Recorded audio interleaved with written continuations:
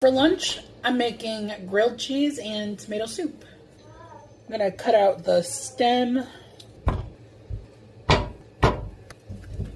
half of an onion, garlic. It's almost like making salsa. You can roast this in the oven, but I'm not doing that because it's too hot to use the oven.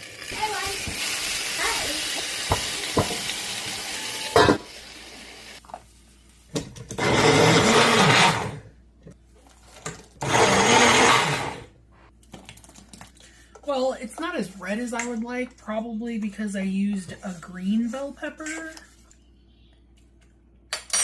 Doesn't taste bad though. My husband and I are going to have meat in our grilled cheese.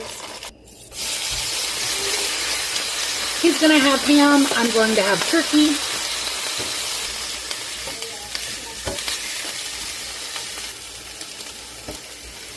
American cheese. My husband and I are going to have grilled cheese with this 5-seed keto bread. It is actually really delicious. Munster cheese on my sandwich. My husband will have pepper jack.